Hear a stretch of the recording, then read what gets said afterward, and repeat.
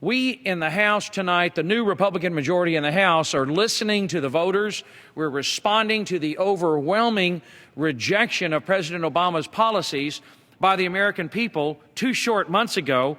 When President Obama said his policies were on the ballot, America answered and said no, and elected the largest Republican majority since the 1920s to stop President Obama from dismantling the America we know and love, to stop President Obama from ignoring the law and the Constitution. And we in the House are using our authority to be good stewards of our taxpayers' hard-earned tax dollars. Our system of checks and balances gives us that authority, our responsibility to prevent our constituents' hard-earned tax dollars from being spent for illegal purposes. The First Amendment we're taking up tonight is one step of many. This bill tonight, we're taking up a whole series of amendments as steps to keep our word that we're listening to the American voters. The First Amendment is one based on a bill that I'm proud to co-author with Chairman Adderholt and other members of the House that dismantles and defunds the President's illegal executive amnesty memos.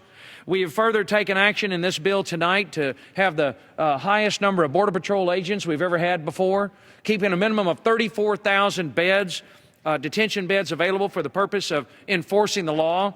The second critical part of this bill, Madam Chairman, is that the Republican House is enforcing the law. This is a law enforcement issue because we understand in Texas, better than any other part of the nation, you cannot have good schools, safe streets, a strong economy without law enforcement. We all know that our economy on the river and on the Rio Grande is it's fundamental that the law be enforced to keep out the drug runners and the smugglers and the gun runners and the criminals. No one has a stronger interest in safe streets and good schools and the laws being enforced than those folks that live along the southern border.